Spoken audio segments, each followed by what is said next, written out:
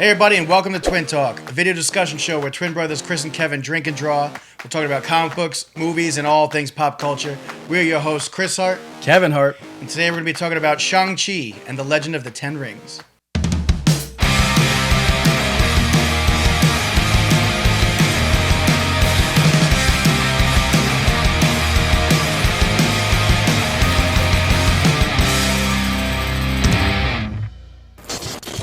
Stick around to the end of the episode to see how our drawing of the Mandarin came out. And if you like what you see, subscribe to the channel for more content. So here we are, Phase 4 of Marvel. It's been a wild ride so far with the TV shows and the movies and the pandemic. We're not entirely sure what the timeline is of Phase 4. But where it stopped and started. Yeah, we got Shang-Chi. We call him Shang-Chi, but it's Shang-Chi. Came out in theaters today, September 3rd. We just got back from the cinema watching it. Had a great old time watching it. Yeah, I really liked the movie. I thought for a new character that we really don't know much about him. Simu Liu did a great job. He was very charismatic, very easygoing. I kind of trusted him as a human being and as a character. And I really liked the whole point of him being kind of trying to be a nobody. He was like a valet parker, and then all of a sudden he's on the bus. He's like the master of kung fu, which we knew from the comic books, at least. That's his title. Obviously, I knew that, the basics. He debuted in Marvel in 1973. They were trying to get on the bandwagon with the whole 70s kung fu and karate films at the time. So what happened was they acquired the rights of Fu Manchu, which is a very racist character. And they ended up making this spin-off comic book, the Master of Kung Fu, Shang-Chi, and he ended up being his son. So obviously things play out a little bit differently in this movie. Yeah, they make the father the Mandarin, which we finally get accurate interpretation, live action. I mean, Ben Kingsley is still in this movie. He's awesome. A little bit longer than I wanted in the movie. But I was telling my wife before, she was unfamiliar with the character, the Mandarin. But she loves jewelry, so I had to explain to her about the rings. So I was telling her about how the original character he's kind of like Iron Man's Joker almost. So if you could imagine the hype of us seeing Ben Kingsley in the Mandarin outfit for the posters of Iron Man 3. Up, murdered and then out. going to the theater to see Iron Man 3, I damn near walked out. That was that's still my least favorite Marvel film. I wouldn't go in there for 20 minutes.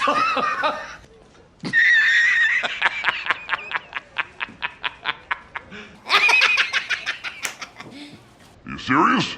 Just the whole subversive thing to make it a joke about him being this actor, this British actor. Plot twist, yeah. What's his name again? Something. Trevor Travis Slattery or something. I don't really know. But I mean, I guess it was kind of funny to see Ben Kingsley in this movie, kind of connecting the whole MCU and kind of recognizing their mistake. Although I still don't understand his part of the movie. Why was he there?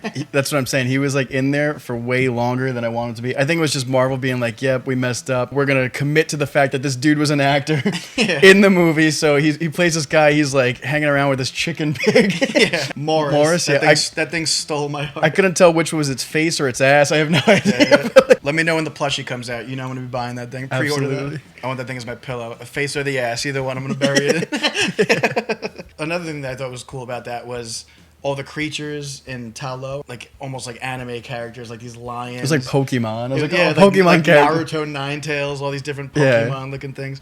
But it was really cool. It was kind of intimidating. I was I would not want to invade this place. I feel like this really opened up a lot of unexplored territory in the Marvel Cinematic Universe. There was dragons, there was the Soul Crusher, or whatever the heck it was called in the climax. Kaiju at the end of the film. Yeah. That thing looked awesome. Yeah. The creature design of that was amazing. And I'm going to assume that the dragon in this movie is Fin Fang Foom from the comic books. Yeah. I just It looked thought great. That was the case, yeah. Yeah, it looked great. That end climax was awesome. The action of this movie was incredible. The fight choreography was dancing. That bus scene alone, I was like, man, how are you going to top this? Because that bus scene we saw in the trailers, that was really well done. The humor too of the guy live streaming it and stuff. Yeah. I think he was in the Spider-Man movie too, right? Wasn't he the guy? He looked like one of the guys that was background character. Yeah, and he's like, yo, Spider-Man, do a flip. I think that was the guy, yeah. The end of the movie is visually stunning. I want to kind of break this down bit by bit. What are your thoughts and opinions of the character going into the movie?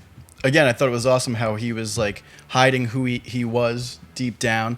We saw the backstory, dipped in throughout the movie, which I thought was great about the whole family. First of all, I think Tony Leung's his name, the guy who played the Mandarin. He was incredible. I really liked. Yeah, he was a standout. He was really cool as the villain.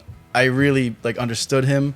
Kind of was rooting for him, honestly, at some points. Yeah. But the one thing that I did wish, I really liked how they interpreted the rings. It wasn't just finger rings. They made it these giant things. Bracelets, Bracelets yeah. that he could fly and fling, and like it was incredible. I do wish he had like kind of like that cloak though in one scene. The costumes, comics and movie, even with Shang-Chi and the Mandarin, I thought were kind of like underwhelming as a whole. I thought it was a cool interpretation, but I've never really been such a big fan of Shang-Chi's outfit. But the Mandarin could have looked cool. He has an incredible classic look from Marvel with the pink helmet and stuff, which obviously is ridiculous. Yeah, Would never work but live action. It's very of the time though, and Yes. I love it because of for what it is. Yeah. It's literally like a circle with an M, M. and he's got like this like ridiculous mask. Very like nail. mustache twirling villain looking. Yeah. Going into this movie, I just watched the one trailer, which I thought was cool. How it ended with him like doing like that move and just like Yeah, Shang-Chi. it's cool. And, like, I get the chills and, every like, time. The music kicks in, and The music's awesome in this the movie. soundtrack's incredible for this Yeah. film. But other than that, I really didn't know much about the character, so I was kind of hoping that this film made me like fall in love with the character, and it really did. Just from the start, you kind of like are rooting for him. Mm-hmm. You kind of likable relate to him. guy, He's very yeah. like charismatic, and even the actor is like super into playing this character. So it's cool that he's like all aboard. It's very cool. All that aboard! It's cool that he's all on board for this character, and obviously like pushing this genre. Isn't that he's how in. he even got the part? He like tweeted Kevin Feige or Marvel was like, "Hey, just saying Shang-Chi, Yeah, I solo think so, movie." something like that. Yeah. What'd you think about his friend or I guess possible love interest by the end? Katie, yeah, they're singing karaoke together. Yeah. That's Aquafina is the actress's name. Aquafina, yeah, it can't be her real name. I swear to God, it's a stage name. But Yeah, who knows at this point? Is she sponsored? no, it's spelled different. It's spelled too, differently, yeah. But I thought she was nice humor. Her voice to me, I don't know, it's just funny because it's kind of like that deep, raspy, like Miley Cyrus-y type That's voice. pretty funny, yeah. But she was really funny. I liked her. She was a likable character too. Their friendship was nice. I liked that they were just like friends, Yeah, by the end of the film, we see that they're more than friends. They actually go into Wong's magic sphere, and they walk into it almost like walking into the sunset, the next adventure to come. So that was cool to see like their character arc as a couple. At the Yeah. end, they finally like He's like puts his arm out. they finally like got it. And they're together. singing freaking karaoke with Wong. Yeah, that was great. That was the post-credit scene. right? Post-credit That scene, was yeah. great. But it's set up for more. There was like a beacon in the rings or something like that. They were dissecting it through the magic or something.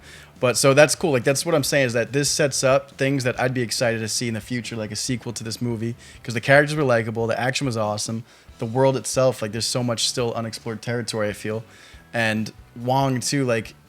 The trailer, I was just like, what is his role in this movie? How did he land at this freaking like underground fight ring? Yeah. The Abomination's in there, which again was just such a tease. Like they're like, oh, the Abomination's back, and it was just like this little trailer piece that was in the movie. But Wong was like his buddy. He was like, oh, land your punches next time. He was like training him. Yeah, Yeah, like sparring partners. The Abomination's like I guess a good guy now, so I don't know. Maybe he's in the Thunderbolts. I'd like to see what that was about. Like once that happened in the movie theater, I was like, I need to see that side story. I was like, that's got to be Take me like into the portal. what's going on there, man? Let's talk about the Ten Rings like gang and everything. I thought they were really cool. How they were like led by this one man again. Tony Leung as the Mandarin was awesome. The Death Dealer, I believe, was the character's name. Sick costume. He was like in the movie for very briefly. He was that awesome like side like assassin that was training the kids and everything. Very cool character. With, like the crazy mask. Crazy mask. Yeah, Yeah, didn't that's say a cool. word. I actually wanted to see like a side story of him too. Like there's a lot of this movie that I would love to see a prequel of that character. Like, who is he? Like I don't know. I just wanted more of that character. He was cool. He unfortunately dies by the end. The Soul Stealer sucks his soul out. So I was just like, I kind of wanted more of that character.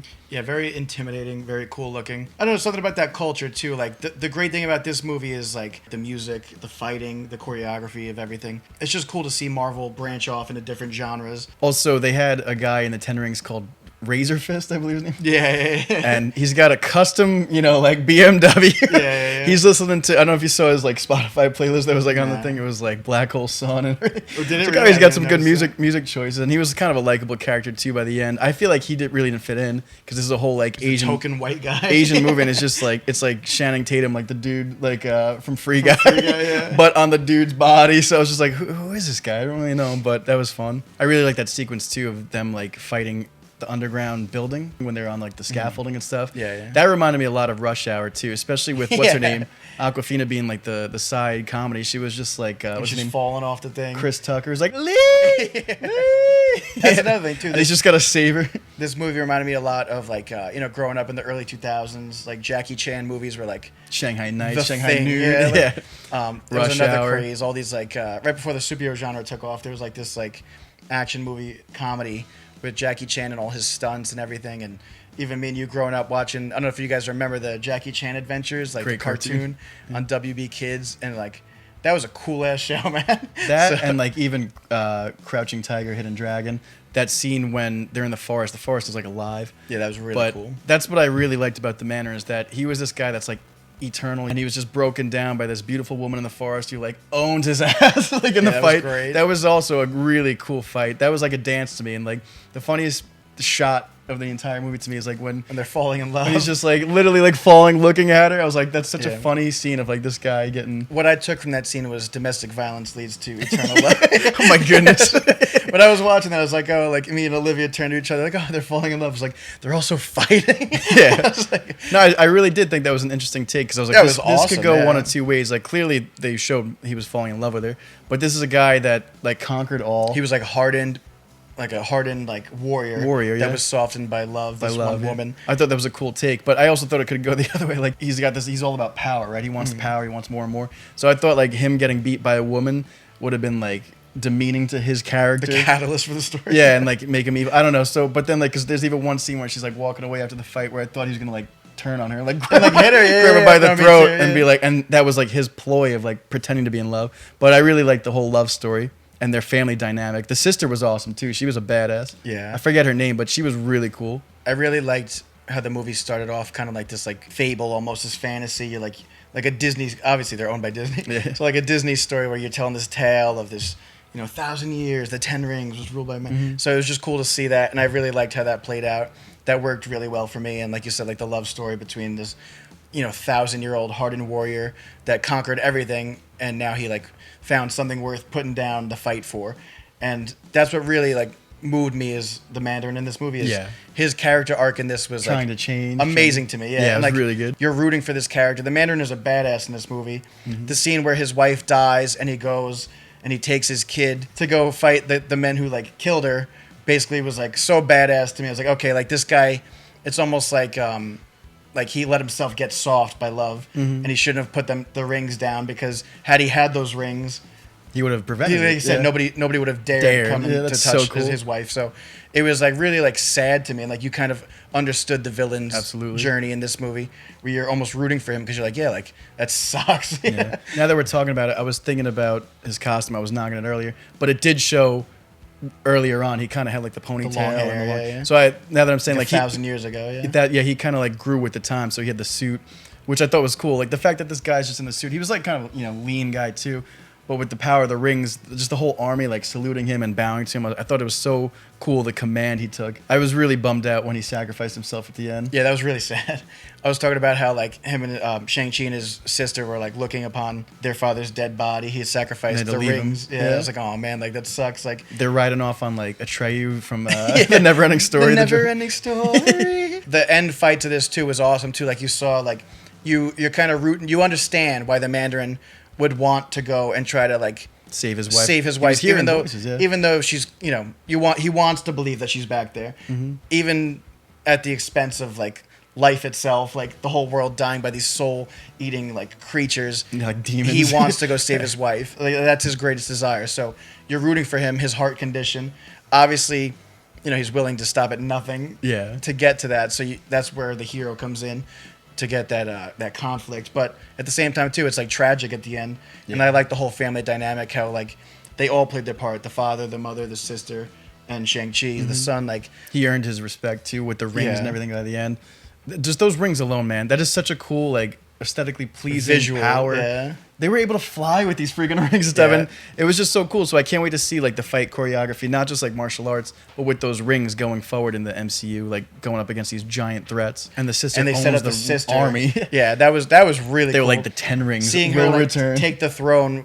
As she said the whole movie that she wasn't allowed to train with the boys. Now she's training the boys. Now I really genuinely love these characters, and I want to see more of them in the future. I just want to say too about the Mandarin, like he was such a likable character.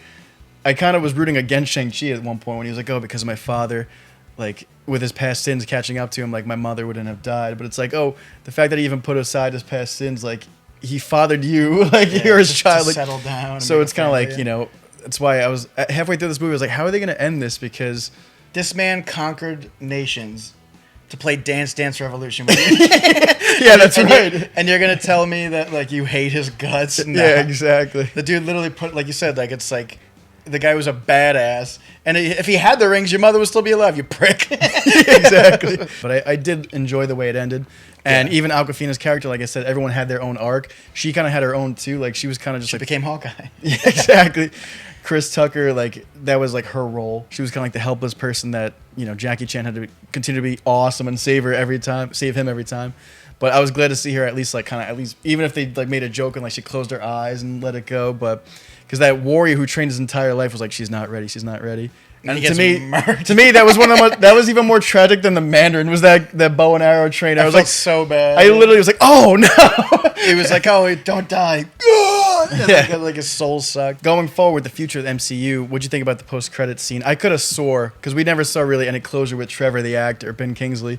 I could have swore they were going to do like the second post-credit scene, just like a comedic beat of him like drinking Bud Light, farting or something. Watching the Planet of the Apes, him and the chicken pig just watching the Planet of the Apes. I would have loved if they did him and the chicken pig watching Planet of the Apes. That would have been incredible. Yeah, but instead, like again, we're excited for the daughter now doing her thing with the 10 rings, Shang-Chi, Wong, Awkwafina being a love interest. Very excited to see what the future of the MCU brings. Overall, I really loved Marvel Studios' Crazy Rich Asians. This was a really half the cast of the film is in this movie. Also, just going back to the Asian influence, my boy, the De La Fuente brothers, if you're watching, shout out to y'all. We hope you liked it, dude. We just missed him too at the theater. He said he bought out a row. He sent me a picture of him buying like 10 tickets. Like he said, "This is my Black Panther. Don't ruin it for me." And I was literally like, all joking aside with the kid, like. I was thinking about him during the movie. I was like, okay, same way that like little girls can go see Wonder Woman and be like, oh, I want to be like that. Little black kids can go see Black Panther and be like, I want to be like T'Challa. And now like the Asian, he's just gonna start fighting people on the subway. Yeah, just kicking them. Yeah, John Elway just For no kicking reason. ass, taking a bus, just like someone looks at him wrong. But it was just cool, heroes for so long have just been like these white males. Now all these different, like there's so much diversity. Now like an Asian kid can go see this movie and be like, I want to be like Shang-Chi. Even the female empowerment too with the sister. Yeah, she was really cool. A lot She of was women really in this cool, movie were badasses too. So it's just cool to see, like I said, the versatility of these like heroic stories we're getting from all these different Marvel films. I just think it's funny too. Like again, I'm not a huge fan of the costume, but it works, especially with the rings. I just thought it was so funny that he got this like ancient royal crest of his Asian heritage, and he's just still rocking like the sweatpants and Nikes. Yeah. I was like, are we committed to this? The Nike zooms, the air structures. I was like, is this like a sponsor? What are we doing here? Are we committed to the Nike AF ones or what? What are we doing? When I saw him riding the dragon with like the Nike air structures, I was like, all right, okay. Swag. What did you guys think about Shang-Chi and the Legend of the 10 Rings? Let us know in the comments below. You say Shang-Chi or Shang-Chi? Let us know also. Anyways, that about wraps up today's episode of Twin Talk. If you like this video, give it a thumbs up, comment below to join the discussion, and don't forget to subscribe to the channel for more content. We'll see you next time. Peace!